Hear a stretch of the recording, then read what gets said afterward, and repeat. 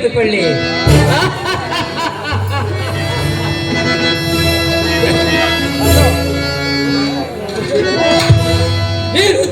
ಮಂಥರಾಜೊಡಗು ಮೆರವ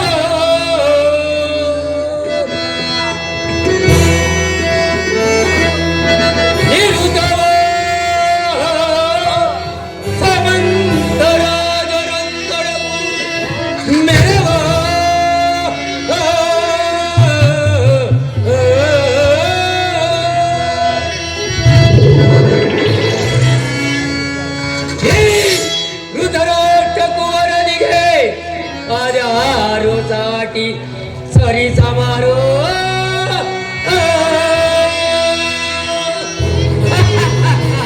ಸೋದರ ಸೈಂಧವ ಕರ್ಣ ಸಗುಣೆ ಕುಲಚಕ್ಕೆ ಪರಂದೆನಿಸಿ ಮೆರವ ಹರಿ ಕುಲಚಕ್ಕೆ ಪರಂದೆನಿಸಿ ಮೆರವ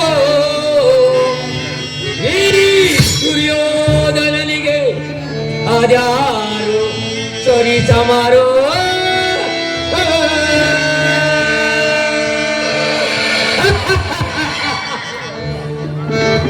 ಬೇರದೀರರು ಗಣಗುಣವೆಲಿ ಚರಿತದ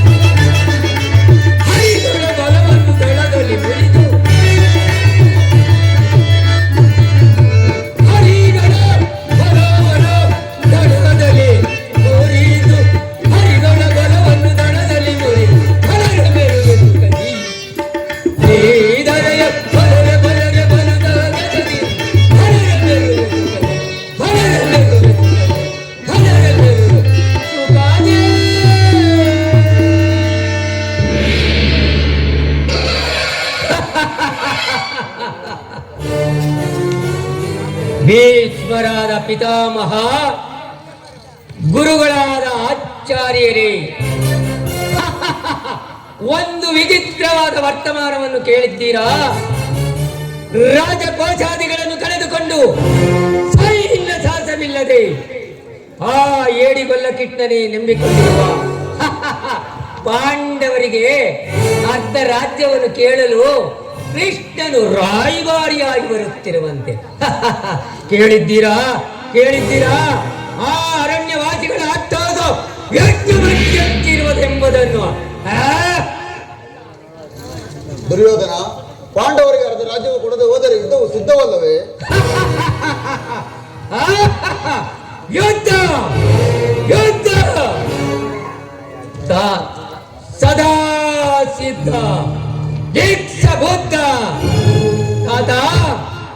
ನನ್ನ ಬಳಿ 11 ಅಕ್ಷಣ ಸೈನ್ಯವಿರುವುದು. ಅದರ ಹಿಡಿತಕ್ಕೆ ಸಿಕ್ಕಿದರೆ ಪಾಂಡವರು ಮದಿಸಿದ ಆನೆಯ ಕಾಲಿಗೆ ಬಾಳೆ ಹಣ್ಣಿನಂತೆ ಸಿಕ್ಕಿ ನರ್ತಿಮೂರ್ತಿಯಾಗಿ ಹೋಗುವರು. ಆ ಮಾತು ಆಗಿರಲಿ ಸಹೋದರ. ಪಾಂಡವರ ರಣಯಜ್ಞವನ್ನು ಪ್ರಾರಂಭಿಸಲು ಸರಿಯಾದ ಕರ್ಮೋಪ ದಶಕನ್ಯಾರು? ನಮ್ಮ ಅಂಗರಾಜನದ ಕಾರಣನೂ ಇಲ್ಲವೇ?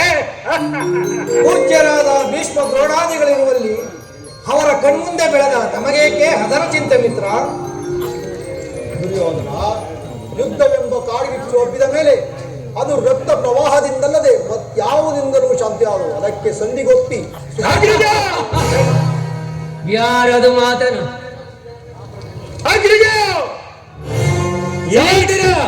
ಈ ಕೌರವರ ಸೇವೆಗೆ ಈ ಪಾಂಡವರ ಪಕ್ಷಪಾತಿಗಳು ಇರುವುದಂತೆ ಕಾಣುವುದಿಲ್ಲ.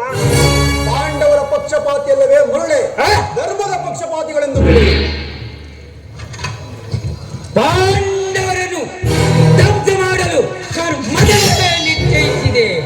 ಪ್ರಭುಗಳಿಗೆ ಜಯವಾಗಲಿ. ಸಮಾಚಾರವೇನು? ಶ್ರೀಕೃಷ್ಣ ಪರಮಾತ್ಮನು ಬರುತ್ತಿರುವರು. ಏನು? ಶ್ರೀಕೃಷ್ಣನು ಬರಲಿ ಬರಲಿ, ರಾಜಾದಿರಾಜನಾಗಿರುವಲ್ಲಿ ಆ ದನ ಕಾಯುವ ಗಲ್ಲರು ಪುರುಷೋತ್ತಮನೇ. ರಾಜಾದಿರಾಜನಾಗಿರುವಲ್ಲಿ ನನ್ನರ ಮನೆಗೆ ಬಾರದೆ ಹುಟ್ಟುಗುಣ ಅನುಸಾರವಾಗಿ ದಾಸಿ ಪುತ್ರನ ಮನೆಯಲ್ಲಿ ಆಶ್ರಯಿಸಿದನನ್ನು. ಎಷ್ಟೇ ಆಗಲಿ ವಲ್ಲ, ತಿಳುವಳಿಕೆ ಇಲ್ಲ. ಅವನ ಬುದ್ಧಿ ಎಲ್ಲಿ ತಾನೇ ಹೋದಿತ್ತು? ಏನು ಶ್ರೀಕೃಷ್ಣ ಪರಮಾತ್ಮರು ಬರುತ್ತಿರೋರಿಗೆ ಬರಲಿ ಬರಲಿ, ಬಹಳ ಸಂತೋಷ. ಪಾಂಡವರಿಗೆ ನ್ಯಾಯವಾಗಿ ಬರಬೇಕಾದ ಅರ್ಧ ರಾಜ್ಯವನ್ನು ಕೇಳಲು ಬರುತ್ತಿರುವುದರಿಂದಲೇ ಯಾಚನೆ ಮಾಡಲು ಬರುತ್ತಿಲ್ಲವಲ್ಲ? ಯಾರದು ಮಾತನಾಡುತ್ತಿರುವುದು? ವಿದುರ ಚಿಕ್ಕಪ್ಪ. ನೀನು ನನಗೆ ಉಪದೇಶ ಹೇಳುವಂತ ನೀನೊಬ್ಬನಾದೆಯ? ಪಾಂಡವರಿಗೆ ಬರಬೇಕಾದ ಅರ್ಧ ರಾಜ್ಯ ವಿಚಾರದಲ್ಲಿ ನಾನು ನೀನು ತಿಳಿದುಕೊಳ್ಳಬೇಕೆ? ಸಾಕುವಾಯಿ ಮುತ್ತು ರಾಜ. ಬಲವಂತನಾದ ನಿನಗೆ ನ್ಯಾಯವೋ ಅಧೀನವೋ ಅಥವಾ ನ್ಯಾಯಕ್ಕೆ ಸರ್ವರೋಧಿನವೋ ನೀನು ರಾಜ್ಯಮಯಿಂದ ಗರ್ವಿತನಾಗಿರುವೆ. ರಾಜ್ಯಮಯಿಂದ ನೀನು ಗರ್ವಿತನಾಗಿರುವೆ. ಈಗ ನನ್ನ ಅವಕಾಶ ನಿನಗೆ ನುಡಿಸುವುದಿಲ್ಲ. ನಿನಗೆ ಕೇಡುಗಾಲ ಸಮೀಪಿಸುತ್ತಿದೆ. ನಿನ್ನ ಕೇಡುಗಾಲ ಸಮೀಪಿಸುತ್ತಿದೆ. ನಿನ್ನ ಬುದ್ಧಿ ವಿಕಲ್ಪವಾಗಿರುವುದು. ಏನು ಹೇಳಿದೆ?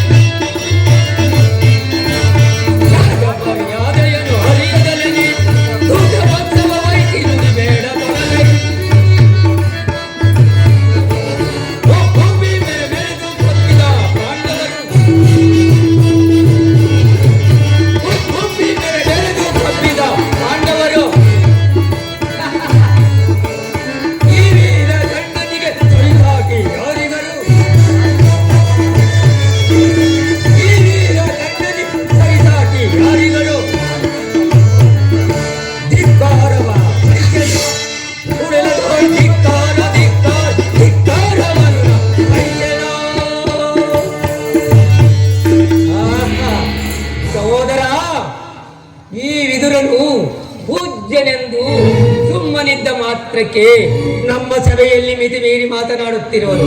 ಈತನನ್ನು ನಮ್ಮ ಸಭೆಯನ್ನು ಬಿಟ್ಟು ಹೊರಗೆ ತೋರಿಸಿದರು.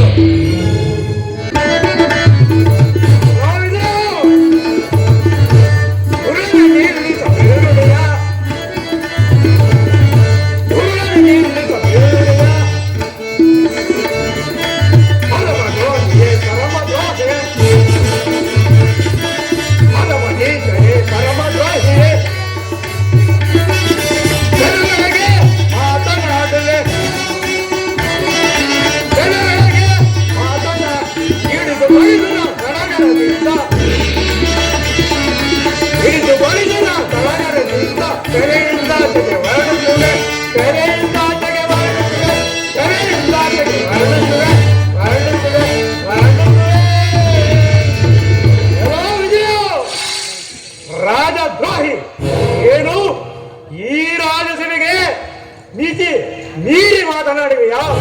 ನಿನ್ನನ್ನು ಈಗಲೇ ಈ ಕೂಡಿದ ಸೇನೆಯಿಂದ ಹೊರಗೆ ತಳ್ಳುವೆನು. ಎಚ್ಚರ, ಹೋಗುವೆಯೋ ಇಲ್ಲವಾದರೆ ನಾನೇ ಬಲವಂತವಾಗಿ ತಳ್ಳಬೇಕಾಗುವುದು. ದುರ್ಯೋಧನ, ಈ ಸಭೆಯಿಂದ ಹೊರದೂಡುವಷ್ಟು ಸಾಮರ್ಥ್ಯದಿಂದ ಇದೆ.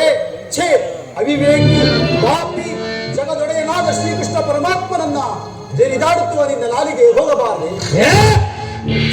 ಪಾಪಿ, ಕೇಳು, ಈ ಹಿಂದೆ ದ್ರೌಪದಿಯ ವಸ್ತ್ರಾಭರಣ ಕರದಲ್ಲಿ ನಿನ್ನ ತೊಡೆಯನ್ನ ಪ್ರಹಸಿಕೊಳ್ಳುವಾಗ ಇಟ್ಟ ಕೆಲಸನ್ನು ಈಗಲೇ ಮುರಿದು ಪ್ರಮಾದವಾಯಿತು, ಪ್ರಮಾದವಾಯಿತು. ದುರ್ಯೋಧನ, ಪೂಜ್ಯರಾದ ವಿದುರರನ್ನು ಅಪಾಸ್ಯಕ್ಕೀಡು ಮಾಡಿ ಸರ್ವೋತ್ತಮವಾದ ಬಿಲ್ಲಿನ ಸಹಾಯವನ್ನೇ ಕಳೆದುಕೊಂಡಿಲ್ಲ ಮಿತ್ರ. ಇವರು ಧನುರ್ಧಾರಿಯಾಗಿ ಯುದ್ಧರಂಗದಲ್ಲಿ ನಿನ್ನ ಬೆಂಬಲಕ್ಕೆ ನಿಂತಿದ್ದರೆ ಈ 3 ಲೋಕಗಳಲ್ಲಿ ಇವರನ್ನು ಜಯಿಸುವಂತಹ ವೀರರು ಯಾರಿದ್ದರು? ಎಂತಹ ದುರ್ದಿನವಿದು ಮಿತ್ರ, ಎಂತಹ ದುರ್ದಿನವಿದು. ಕರ್ಣ, ಏನು ಹೇಳಿದೆ?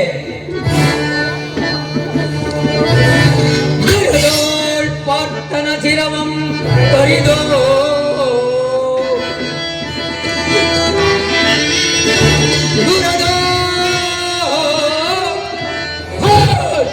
ಚಿರವಂ ತೊರಿದು ಧರಣಿ ಗುರುಳಿಪೆ ನೆನಿಪ ಸ್ವಪತವ ನಾಂತೋ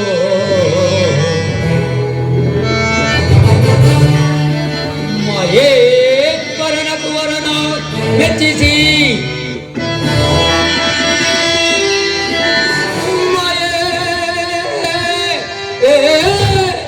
ವೀರನ ಕುವರನ ಮೆಚ್ಚಿಸಿ ವರತಾಪವನು ಅಂತು ನಿನಗೆ ಸರಿ ಸಮಾನಾರಿಗರೇ ಕರ್ಣ.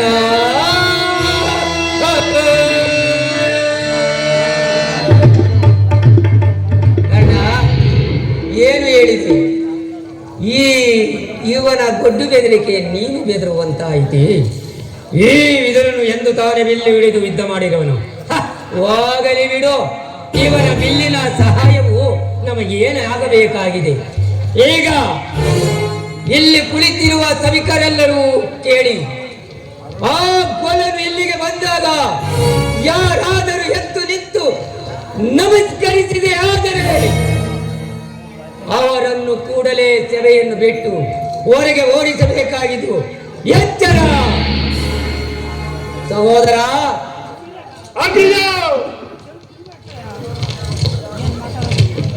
ನಮ್ಮ ಸೈನ್ಯ ಅಧಿಕಾರಿ ಪಟ್ಟಿಯನ್ನು ಸಿದ್ಧಪಡಿಸಿದೆ ಎಂದು ಹೇಳಿದ್ದೀನಲ್ಲ, ಅದು ಸಿದ್ಧವಾಗಿರುವುದೇ? ಸಿದ್ಧವಾಗಿರುವುದು ತೆಗೆದುಕೊಡು. ಆ ಗೊಲ್ಲನು ಬಂದಾಗ ನಾನು ಇದನ್ನೇ ಎದುರು ನೋಡ್ತಾ ಕುಳಿತುಕೊಳ್ಳುವೆ.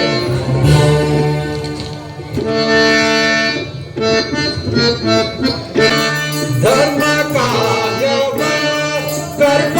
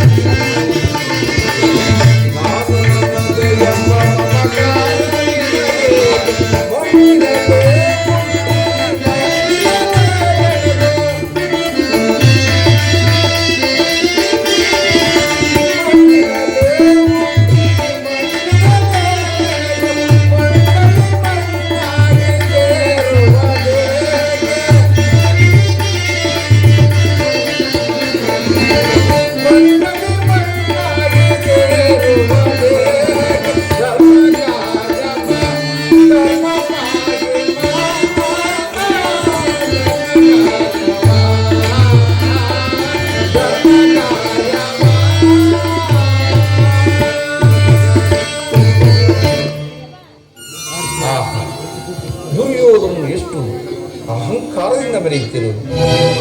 ಪೂಜ್ಯರಾದ ಭೀಷ್ಮಾಧ್ವಾನಾದರು ಎದ್ದು ನಿಂತು ನಮಸ್ಕರಿಸಿದರು. ಈತನು ನನ್ನನ್ನು ತಲೆ ಎತ್ತಿಯೂ ಸಹ ಹಾಗೆ ನೋಡಿ ಕುಳಿತಿರುವನಲ್ಲ. ಇರಲಿ, ನನ್ನ ಮಾಯಾಶಕ್ತಿಯಿಂದ ಆತನು ತಾನಾಗಿಯೇ ನನ್ನ ಪಾದದ ಮೇಲೆ ಬೀಳುವಂತೆ ಒಂದು ಸಾರಿ ಭೂಮಿಯನ್ನು ಮೆಟ್ಟಿ. ಯೋಗಮಾಯೆ, ಜಾಗೃತಳಾಗು.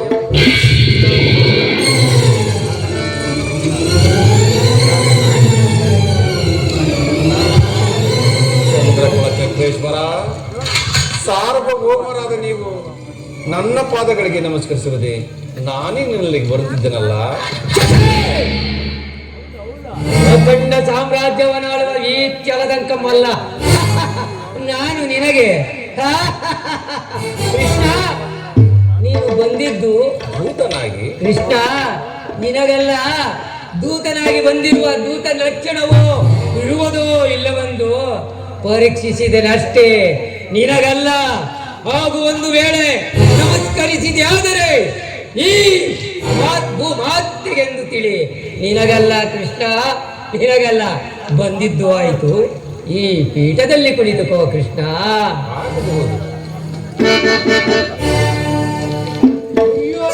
ಇಳಿದು ಬಂದನೋ ಅಥವಾ ಉರುಳಿ ಬಂದನೋ ತಿಳಿಯಬಲ್ಲ. ಕೃಷ್ಣ, ಗೋಪಿಕಾ ಸ್ತ್ರೀಯರು ಹೊಂದಿರುವ ನಿನಗೆ ನರ್ತನವೆಂದರೆ ಬಹು ಮಮತೆಯಲ್ಲವೇ? ಇದ್ದರೂ ಇರಬಹುದು. ಇರುವುದೇನು? ಇದ್ದೇ ಇರುವುದು. ಸಹೋದರ, ನರ್ತನವು ಪ್ರಾರಂಭವಾಗಲಿ.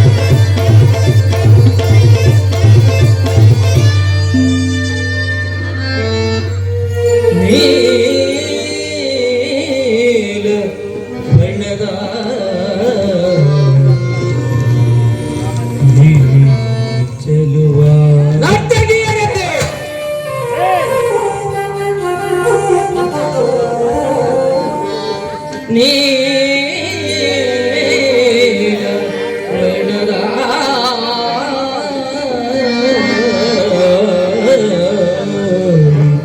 ಈ ಚೆಲುವ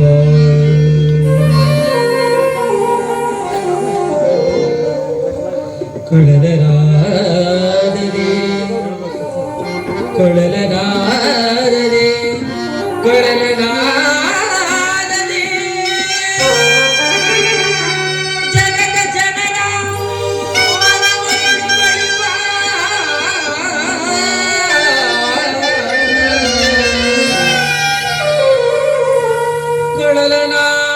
ಕೊಳಲನಾದದಿ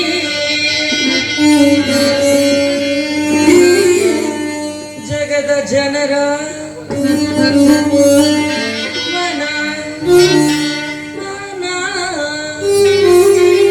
ಮರಳುಗಳಿಪ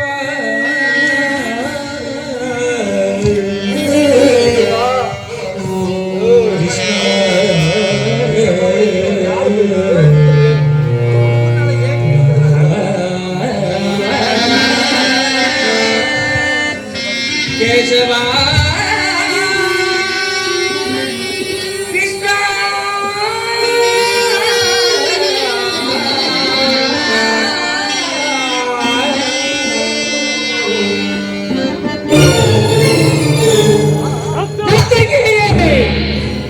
ಮತ್ತೊಮ್ಮೆ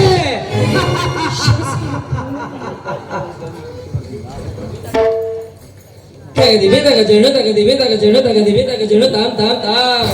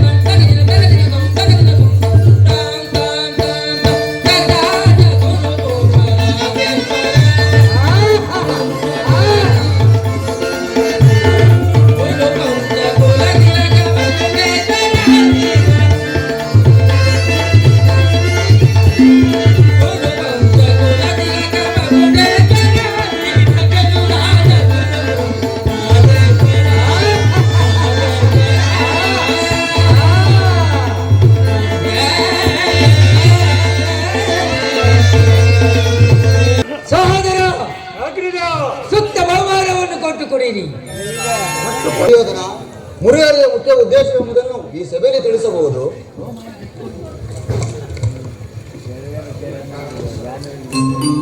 ಪರಮ ಪೂಜ್ಯರಾದ ಆಚಾರ್ಯರೇ, ಕೌರವ ಪುಷ್ಯರೇ, ಇಂದು ನಾನು ಪಾಂಡವರ ರಾಯಭಾರಿಯಾಗಿ ಇಲ್ಲಿಗೆ ಬಂದಿದ್ದೇನೆ. ಅವರು ಕಳಿಸಿರುವ ಸಂದೇಶವನ್ನು ನಿಮ್ಮ ಮುಂದಿಡುವುದೇ ನನ್ನ ಅಭಿಮತ. ಇದು ಕುರು ಪಾಂಡವರ ರಾಜಕೀಯ ವ್ಯವಸ್ಥೆಯು ಇಲ್ಲಿ ನಿರ್ಣಯಿಸಲ್ಪಡಬೇಕಾಗಿರುವುದರಿಂದ ನಾನು ನಿಮ್ಮ ಮುಂದಿಡುವ ವಿಷಯವನ್ನು ಗಮನದಲ್ಲಿಟ್ಟುಕೊಂಡು ಮುಖ್ಯವಾದ ತೀರ್ಪನ್ನು ನೀಡಬೇಕಾಗಿದೆ. ಈ ವಿಷಯದಲ್ಲಿ ಉಪೇಕ್ಷೆ, ಪಕ್ಷಪಾತ, ಅಸಂಬದ್ಧ ಪ್ರಲಾಪ, ಆತುರ ಇನ್ನು ಮುಂತಾದ ಭಾವನೆಗಳನ್ನು ಬಿಟ್ಟು ನೀವು ತೀರ್ಪನ್ನು ನೀಡಬೇಕಾಗಿದೆ.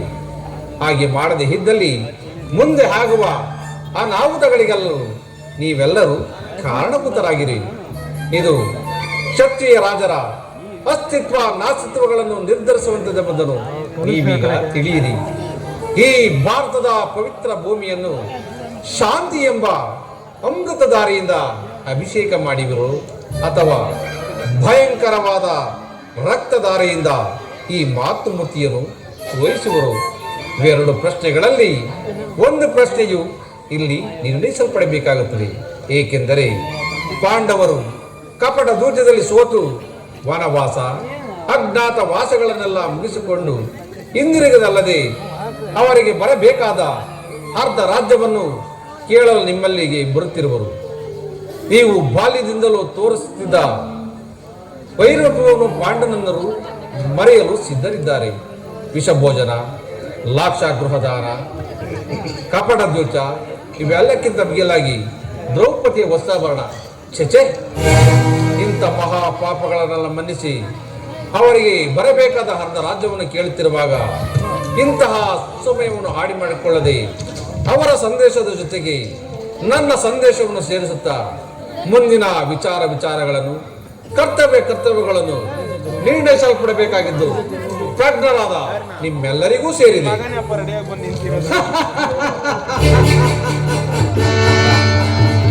ಕೃಷ್ಣ, ರಾಜ್ಯವನ್ನು ಸಂಪಾದಿಸುವುದು ಯಾಚನೆಯಿಂದಲ್ಲ, ಸಾಹಸದಿಂದ. ಅಂತ ಸಾಹಸಿಗಳಾದರೆ ಅಖಂಡ ಸಾಮ್ರಾಜ್ಯವನ್ನು ಆಳಬೇಕೆಂದು ಅವರಿಗೆ ಇಚ್ಛೆ ಇದ್ದರೆ ಪಾಂಡವರಿಗೆ ನನ್ನೊಡನೆ ಯುದ್ಧ ಮಾಡಿ ಅವರ ರಾಜ್ಯವನ್ನು ಅವರೇ ಪಡೆಯಲಿ, ಇಲ್ಲವಾದರೆ ಮತ್ತೊಮ್ಮೆ ಕಾಡಿಗೆ ಹೋಗಲಿ.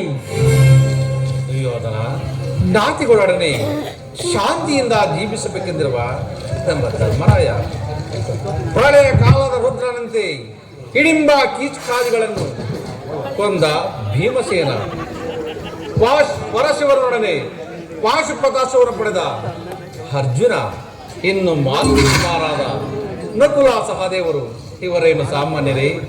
ದುಡುಕಬೇಡ ದುರ್ಯೋಧನ, ದೀರ್ಘವಾಗಿ ಆಲೋಚಿಸು.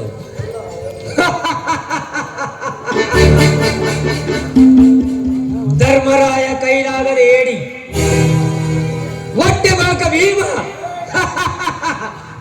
ಬಂಡಿ ಅನ್ನವನ್ನು ಕೊಂಡಿಯನ್ನು ಬೆಳೆಸಿದ ಅವನದೊಂದು ಶೌರ್ಯವು. ಅದು ಅಲ್ಲದೆ ಆ ಅರ್ಜುನ ಕಾಲಿಗೆ ಗೆಜ್ಜೆಯನ್ನು ಕಟ್ಟಿಕೊಂಡು ತಕ ತಕ ತೈ ಎಂದು ನಂಟೆ ಕಳಿಸಿದ ಅವನದೊಂದು ಶೌರ್ಯವು. ಅದು ಅಲ್ಲದೆ ಇನ್ನು ಉಳಿದವರು ನಕಲ ಸಹದೇವರು, ನನ್ನ ಅರಮನೆಯ ತ್ವಾರ ಬಾಲಕರು. ಕೃಷ್ಣ, ಇದುವರೆಗೂ ನಿಮ್ಮವರ ಪರಾಕ್ರಮವನ್ನು ಹೇಳುತ್ತಿದೆಯಲ್ಲ, ಕೇಳು. ನಮ್ಮವರ ಪರಾಕ್ರಮವನ್ನು ಹೇಳುವೆನು. ಮಧ್ಯದಿಂದ ಈ ಪರದ ಖಂಡವ ಆಳುತ್ತಿರುವ ಈ ಕೆಲದಂಕ ಮಲ್ಲ ದುರ್ಯೋಧನ. ಅದು ಅಲ್ಲದೆ ಆ ಬಂಡ ಭೀಮನನ್ನು ಗುಂಡಿಗೆಯನ್ನು ಸೀಳು ಹಾಕಲು ಕಾದಿರುವ ಈ ನನ್ನ ಸಹೋದರ. ಅದು ಅಲ್ಲದೆ ಕಾಲು ವಿಷ್ಣು ಧನುಸನ್ನು ಪಡೆದಿರುವ ಅರ್ಜುನನು ಒಂದೇ ಬಾಣದ ಗುರಿ ಇಟ್ಟು ಸೀಳು ಹಾಕಲು ಕಾದಿರುವ ನನ್ನ ಈ ವೀರ ಕರ್ಣ. ಇವನೇನು ಸಾಮಾನ್ಯನೇ? ಸಮಯಕ್ಕೆ ಅನುಸಾರವಾಗಿ ಸಲಹೆಯನ್ನು ನೀಡುತ್ತಿರುವ ಸಂಜೀವಿ ಸಮಯಂತೆ ಈ ನನ್ನ ಮಾವ ಶಕುನಿ. ಕೃಷ್ಣ, ಈ ಕಡೆ ನೋಡು. ಉಭಯ ಕುಲ ಪಿತಾಮರು ಭೀಷ್ಮರು ಧನುರ್ಧಾರಿಯಾಗಿ ಚತುರ್ದಶ ಭುವನಗಳಲ್ಲಿ ಸರಿಸಾಟಿಯಾಗುವ ಧೀರರು ಅದಾರಿದ್ದಾರೆ. ಇನ್ನು ಉಳಿದವರು ಪಾಂಡವರಿಗೂ ನಮಗೂ ವಿದ್ಯೆಯನ್ನು ಕಲಿಸಿದ ದ್ರೋಣಾಚಾರ್ಯರ ಪರಾಕ್ರಮವು ನಿನಗೆ ತಿಳಿಯದೆ ಕೃಷ್ಣ.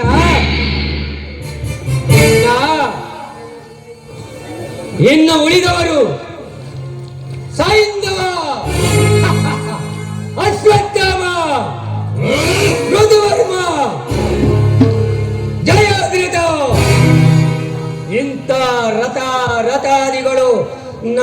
ನನಗೊಳಗೊಂಡಿರುವ ನಾನು ಸಾಸಿಯೇ, ಅಥವಾ ನಿನ್ನಂತ ಕುಲಹೀನ ಸ್ನೇಹವನ್ನು ಬೆಳೆಸಿರುವ ಆ ಪಾಂಡವರು ಸಾಸಿಯೇ? ಕೃಷ್ಣ, ಪ್ರಯೋಜನವಿಲ್ಲ. ವೃಥಾ ಕಾರಣದಿಂದ ಬಂದ ದಾರಿಯನ್ನು ಹಿಡಿಯುವುದು ಒಳ್ಳೆಯದು ಕೃಷ್ಣ.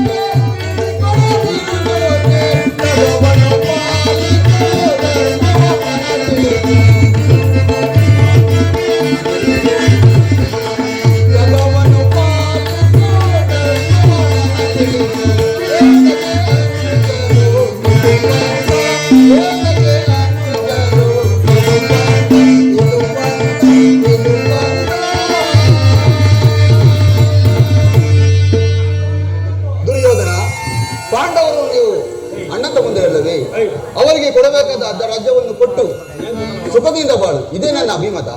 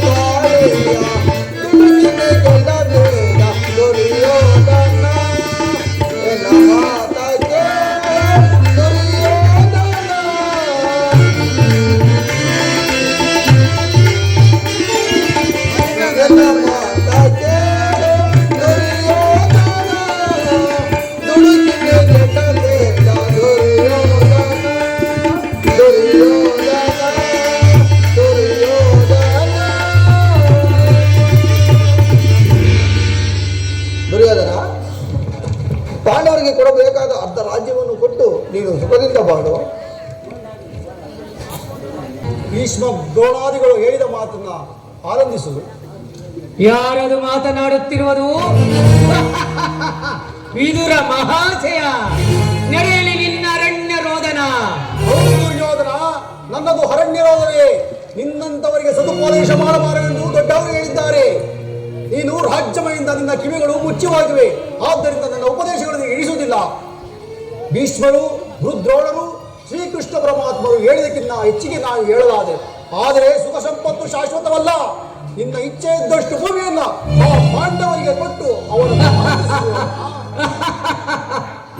ಚಿಕ್ಕಪ್ಪ, ಈ ನೀತಿಯನ್ನು ಪಾಂಡವರಿಗೆ ಹೇಳಲಿಲ್ಲವಲ್ಲ ಯಾಕೆ? ಕೃಷ್ಣನಿಗಾಗಲಿ ಇಲ್ಲಿರ ವೃದ್ಧರಿಗಾಗಲಿ ನನ್ನೊಬ್ಬನಲ್ಲೇ ದೋಷಗಳು ಕಂಡುಬರುವವೇ? ಪಾಂಡವರು ನಿರ್ದರ್ಶಿಗಳಲ್ಲವೇ? ಇದರ ಈ ನಿನ್ನ ಮರುಳು ಮಾತಿಗೆ ಒರಂಪತಕ್ಕ ಬುದ್ಧಿಹೀನನು ಮಾತ್ರ ನಾನಲ್ಲ. ಇದು ಶುದ್ಧ ಕ್ಷತ್ರಿಯರ ರಕ್ತ. ಸ್ವಾಭಿಮಾನ ಶೂನ್ಯತೆಯಿಂದ ಕೃಷ್ಣ, ಇದು ಕೊಳಕು ನೀರಲ್ಲ, ಕೊಳಕು ನೀರಲ್ಲ. ಇಂದ್ರಪ್ರಸ್ಥದಲ್ಲಿ 5 ಊರುಗಳನ್ನಾದರೂ ಕೊಡುವಿಯಾ? 5 ಊರುಗಳೇಕೆ? ಇಂದ ಭಿಕ್ಷೆ ಬೇಡಿ ಅಲೆಯುತ್ತಿರುವ 50 ಗ್ರಾಮಗಳು ಸಿದ್ಧವಾಗಿದೆ. ಅಲ್ಲಿಗೆ ಹೋಗಲಿ, ಭಿಕ್ಷಾಪಾತ್ರೆ. ಅದು ಹೋಗಲಿ ಸುಯೋಧನ. ನಮ್ಮ ಭೀಮಸೇನನು ಮಹಾವರಟ. ಆತನ ವಾಸಕ್ಕಾದರೂ ಒಂದು ಗ್ರಾಮವನ್ನಾದರೂ ಕೊಡುವೆಯಾ?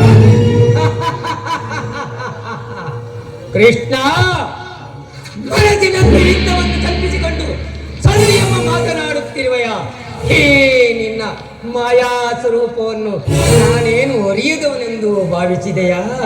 ಕೃಷ್ಣ, ಒಂದು ಊರಲ್ಲ, ಒಂದು ಗೋವಿನ ಬಾದದಷ್ಟು, ಅದರಲ್ಲಿ ಒಂದು ಮುಳಿ ಭೂಮಿಯನ್ನು ಕೊಡುವುದಿಲ್ಲ, ಕೊಡುವವನಲ್ಲ ಈ ಛಲದಂಕ ಮಲ್ಲ. ಇಷ್ಟೊಂದು ಅಪಮಾನವೇ? ಇದು ದುರಾಗ್ರಹದ, ದುರಹಂಕಾರದ, ದುಸ್ಸಹವಾಸದ, ದುರಾಶಯದ, ದುರಾಭಿಮಾನ. ವಿಚಾರ ಮಾಡು ಕೌರವೇಶ್ವರ. ಕೃಷ್ಣ, ಸಾಕು ಮಾಡು ನಿನ್ನ ವಾಕ್ಯವಾದವನ್ನ. ಅದು ನಾನು ಮೊದಲೇ ಬಲ್ಲೆ. ಏನು? ನಮ್ಮದು ದುರಾಗ್ರಹದ, ದುರಾಶಯದ, ದುರಹಂಕಾರದ, ದುಸ್ಸವಾಸದ, ದುರಾಭಿಮಾನವೇ. ಹಾಗಲ್ಲ, ಕೇಳು ಕೃಷ್ಣ. ಈ ಕೌರವೇಶ್ವರನನ್ನು ಸದಬಡಿಯಬೇಕೆಂದು ನಿನ್ನ ಬಂಡವಕ ಭೀಮ, ಅದು ದುರಾಗ್ರಹ. ಲೋಕೈಕ ವೀರನಾದ ನನ್ನ ಅಂಗಾಧಿಪತಿಯನ್ನು ಛೇದಿಸಬೇಕೆಂದಲ್ಲವೇ ಈ ನಿನ್ನ ಪಾಂಡವ ಮಿತ್ರ ಪಾರ್ಥ, ಅದು ದುರಹಂಕಾರ. ಸ್ವಾಭಿಮಾನ ಶೂನ್ಯತೆಯಿಂದ ನಿನ್ನಂತ ಕಪಟ ಸ್ನೇಹವನ್ನು ಬೆಳೆಸಿದರಲ್ಲವೇ ಕೃಷ್ಣ? ಹಾಗಲ್ಲ, ಕೇಳು. ಈ ದುರ್ಯೋಧನನ ದುರ್ವಾಸನನ ಪರಿಗೈದು ತನ್ನ ಧ್ವಜ ಪತಾಕಿಯನ್ನು ಆರಿಸಬೇಕೆಂದಲ್ಲವೇ ನಿನ್ನ ಗದಿಕೆಟ್ಟಿ ಪಾಂಡವರು, ಅದು ದುರಾಗ್ರಹ. ನಾವೇ ಸಮಸ್ತರು, ನಾವೇ ಜಯಶೀಲರೆಂದು ಹೆಮ್ಮೆ ಪಡುತ್ತಿರುವರಲ್ಲವೇ ನಿನ್ನ ಪಾಂಡವರು, ಅದು ದುರಾಭಿಮಾನ. ಹೆಚ್ಚೇನು ಕೃಷ್ಣ, ನೀವು ಯಾರೇ ಏನೇ ಹೇಳಿದರು ಈ ಕೌರವನ ಮಾತ್ರ ನಿರ್ಧಾರ ಚಲಿಸಲಾರದು, ಚಲಿಸಲಾಗದು. ಅಣ್ಣನ ಮಾತುಗಳು ನನಗೆ ಎಲ್ಲ ಒಪ್ಪಿಗೆನು ಕೃಷ್ಣ.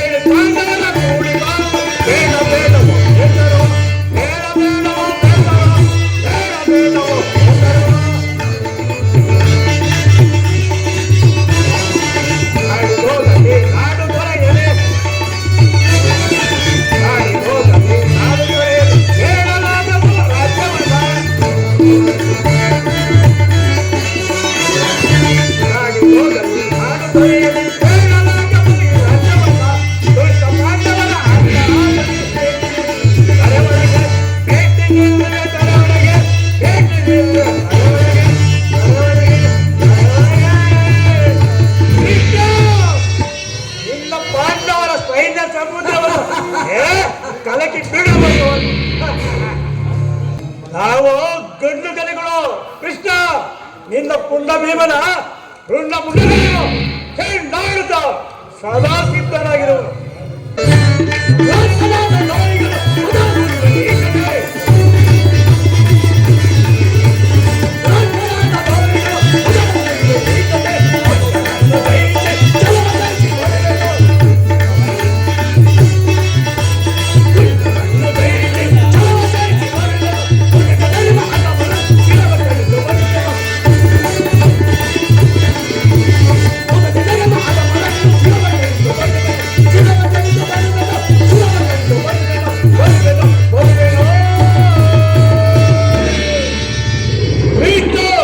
ನಿನ್ನ ಹಿತಾವತ್ತ ಫಲ್ ಮಾತುಗಳ ನಮಗೆ ಗಿದ್ದರಗಲಿಗಿದ್ದರೆ ಈ ಸೈನ್ಯದ ನಿರ್ಧಾರ. ದುರ್ಯೋಧನ ದುಶ್ಯಾಸನರ ಅಭಿಮತವೇ ನನ್ನ ಅಭಿಮತ. ನನ್ನ ಪರಮ ವೈರಿ ಅರ್ಜುನನ ಮೇಲಿನ ಹಾಗೆ ತೀರದವರಾಗಿ ಈ ರಾಧೇನೆಗೆ ಮೃಷ್ಟಾನ್ನವನ್ನು ರಚಿಸುವುದಿಲ್ಲ. ರಾಜೇಂದ್ರ ಚಲಿಸದು ಈ ರಾಧೇನ ಪಂಥ. ಕೃಷ್ಣ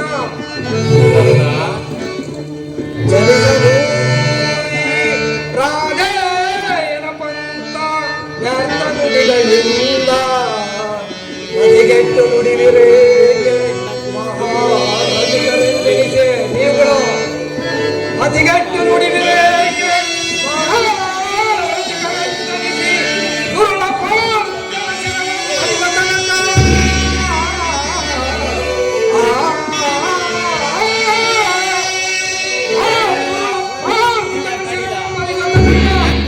ಶಾಂತಿಯೇ ಹಂಗಾಧಿಪಗೆ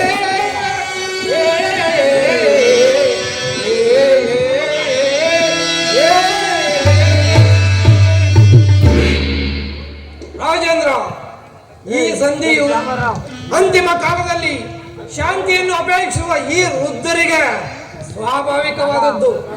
ಆದರೆ ನಮ್ಮಂತಹ ವೀರರಿಗಲ್ಲ. ಕರ್ಣ, ನೀನು ಸಹ ಇವರಂತೆಯೇ ಮಾತನಾಡುತ್ತಿರುವೆ. ಕೇವಲ ಅರ್ಜುನನ ಮೇಲಿನ ವೈಯಕ್ತಿಕ ದ್ವೇಷದಿಂದ ಇಡೀ ಕ್ಷತ್ರಿಯ ಸಮೂಹದಲ್ಲಿ ಏಕೆ ಬಲಿ ಕೊಡುವೆ? ಇದು ಎಂತಹ ಸ್ವಾರ್ಥಾಭಿಮಾನ ಕರ್ಣ. ಸಲ್ಲದು ನಿನ್ನದೇ ವಲ್ಲಭನೇ ಎಲ್ಲ ವಿಷಯವ ವಲ್ಲಭನೇ. ಸಲ್ಲದು ನಿನ್ನದೇ ವಲ್ಲಭನೇ ವಲ್ಲಭನೇ.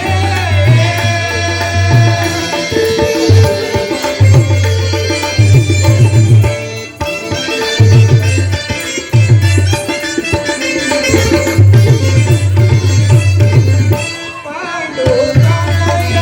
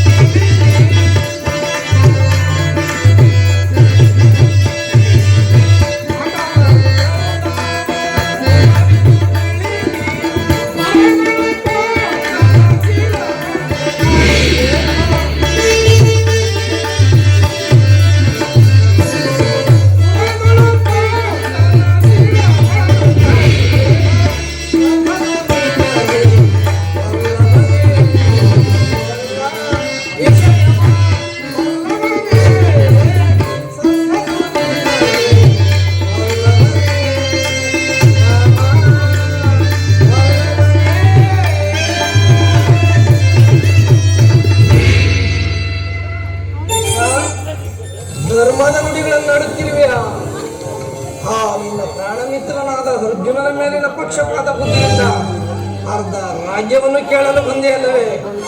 ಆ ನಿನ್ನ ಧರ್ಮಕ್ಕಿಂತ ಈ ನನ್ನ ಸ್ವಾಮಿ ಗೌರವೇಶ್ವರನಿಗಾಗಿ ತಾನು ಮನಗಳೆಲ್ಲವನ್ನು ಅರ್ಪಿಸಲು ಸಿದ್ಧನಾಗಿರುವ ನನ್ನ ಧರ್ಮವೇ ಎಷ್ಟೋ ಮೇಲು. ಯದುಪತಿ, ಈ ನಿನ್ನ ಕೃತ್ರಿಮ ಸಂಧಾನಕ್ಕೆ ನಾವುಗಳಾರು ಖಂಡಿತವಾಗಿ ಒಪ್ಪುವುದಿಲ್ಲ.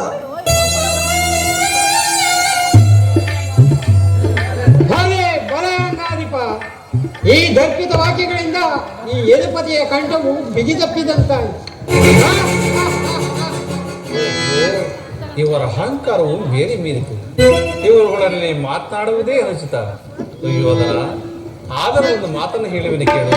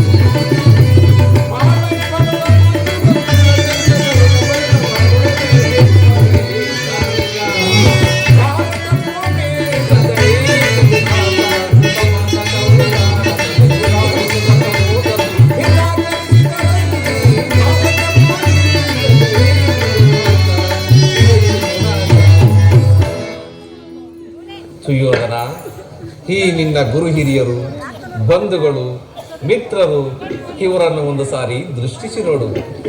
ಕೇವಲ ನಿನ್ನೊಬ್ಬನ ಅವಿವೇಕತ್ವದಿಂದ ಇಡೀ ಕ್ಷತ್ರಿಯ ಸಮೂಹವನ್ನು ಏಕೆ ಬಲಿ ಕೊಡುವೆ?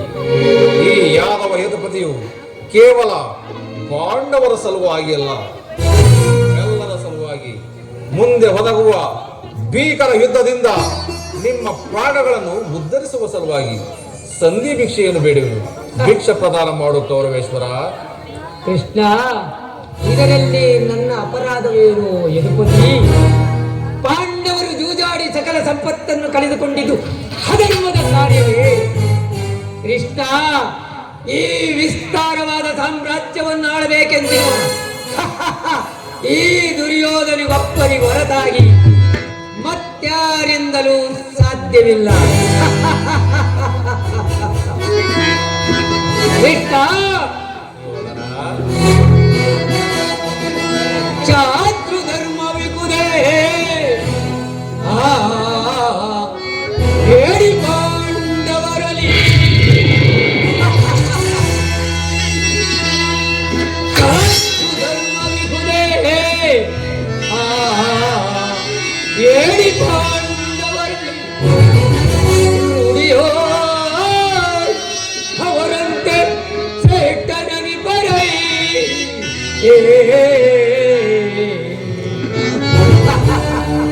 ಮೋದುತನ ಇದೆಲ್ಲವೋ ಸಂಧಿಯ ಬಯಕೆ ಈ ನರಿತು ನಿನದೆಲ್ಲವೋ ಕ್ರಾಂತಿ ಮೂಡುಕಯ ಮುಕುಂದ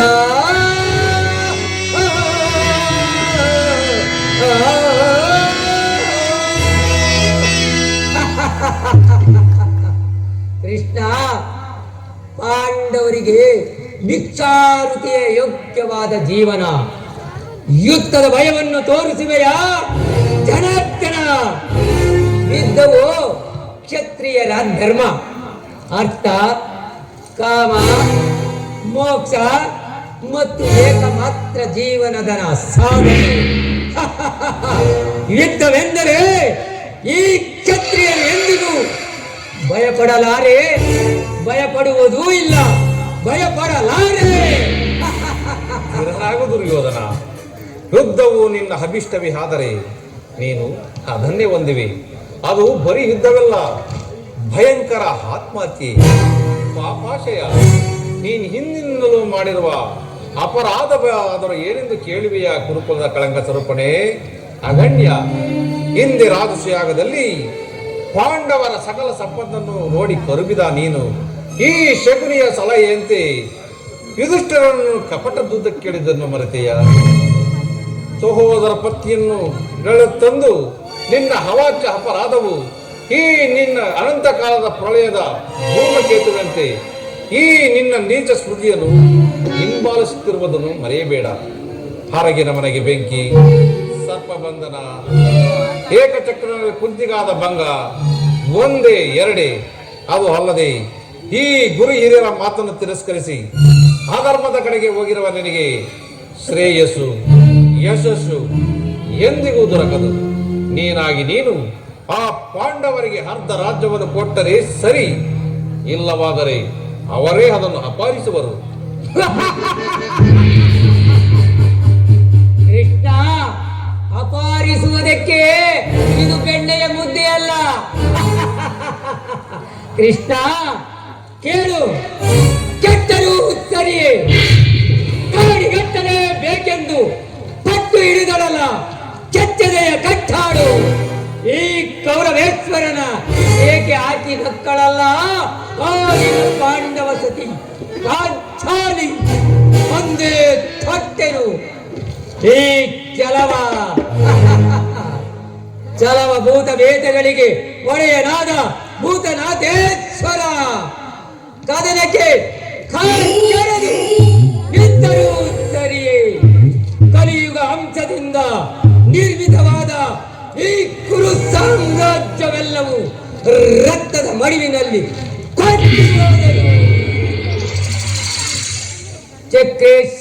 ಚಕ್ರೇಶ್ವರ ಕಲಿಯುಗ ಚಕ್ರೇಶ್ವರನಾದ ನಾನು ಮಶಣದ ಮಣ್ಣಿನಲ್ಲಿ ಮಣ್ಣಾಗಿ ಮಣ್ಣಿಡಿದು ಹೋದರು. ಕೃಷ್ಣ, ಛಲವನ್ನು ಬಿಡೆನ, ನೆಲವನ್ನು ಕೊಡೆನ.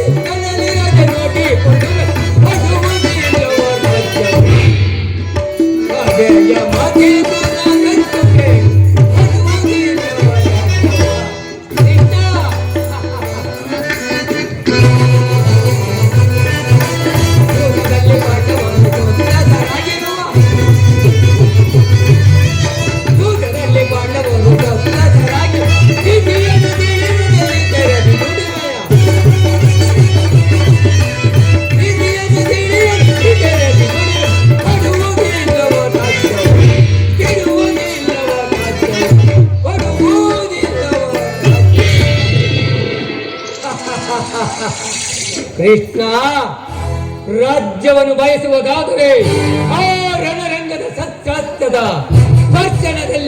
ಸ್ಪರ್ಶನದೆಂದಿಗೂ ರಾಜ್ಯ ದೊರಕದು. ಕೃಷ್ಣ, ಛಲ ತೊಟ್ಟಿ ಮಾಡುವೆನು ಯುದ್ಧ. ಸತ್ತರೆ ಸಾಹಿತ್ಯ, ಬದುಕಿದರೆ ಸಾಮ್ರಾಜ್ಯ. ಇದೇ ನನ್ನ ಕೊನೆಯ ಸಂದೇಶ. ಯೋಧನ ಈ ದರ್ಪಿತ ವಾಕ್ಯಗಳನ್ನು ಎಷ್ಟು ಹೊತ್ತು ಸಹಿಸಬಲ್ಲೆ? ಹಾ ಅಗ್ರಜ, ಏನು ಕೌರವರ ಸೇವೆಯೋ ಪಾಂಡವರ ಮಿತ್ರ ಕುಟದ ಈ ಪರಿವಿಷ್ಟರು ನಿನ್ನನ್ನವನೇ ತಿಂದು ಸೇವೆಯಾದವರ ಎಂತ ದ್ರೋಹ ಮಾಡುವುದು ಗೊತ್ತಾ?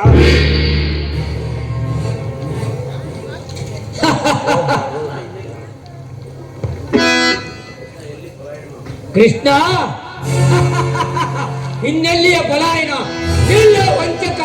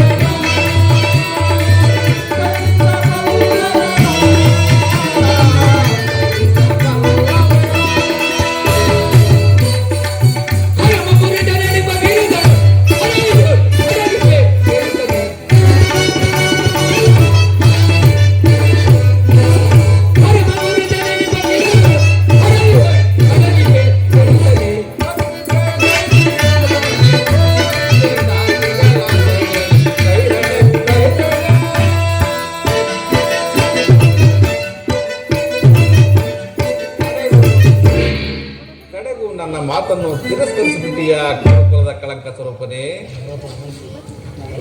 ಪುರಸ್ಕರಿಸಲಾರದ ಸಂದೇಶವನ್ನು ತಿರಸ್ಕರಿಸಿದು ಹರಿಸುತ್ತವೆ ಕ್ಷತ್ರಿಯ ಕುಲದ ಕಳಂಕ ಸ್ವರೂಪನೇ.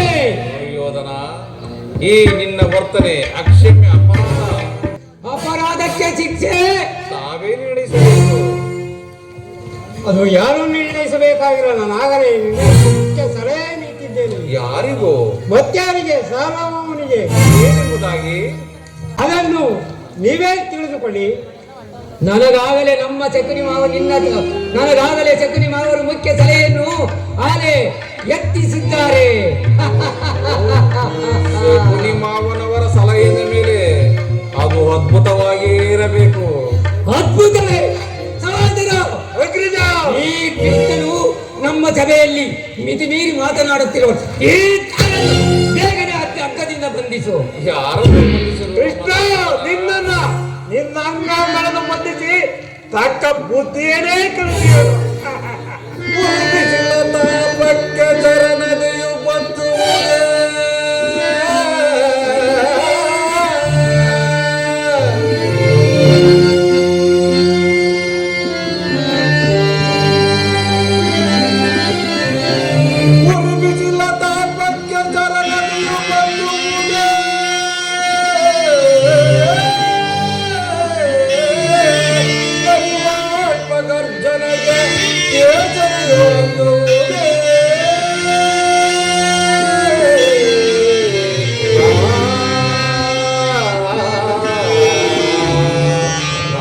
ಧರಿಸಿರುವ ಚಕ್ರವನ್ನು ಬಿಟ್ಟೋಡೆ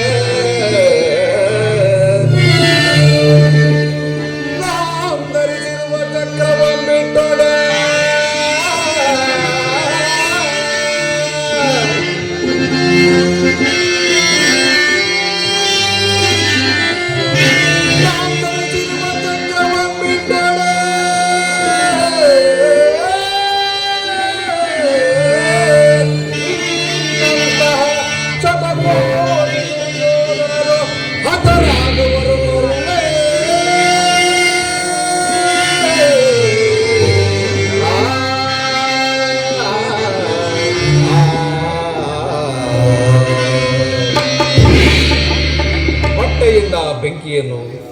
ಬೀಸಣಿಗೆಯಿಂದ ಗಾಳಿಯನ್ನು, ಮರಳಿನಿಂದ ಸಮುದ್ರವನ್ನು ಹೇಗೆ ಪ್ರತಿಬಿಂಬಿಸಲು ಸಾಧ್ಯವಿಲ್ಲವೋ ನೀವು ನನ್ನನ್ನು ಬಂಧಿಸಲು ಸಾಧ್ಯವಿಲ್ಲ. ಈಗ ನನ್ನನ್ನು ಬಂಧಿಸಿರಿ.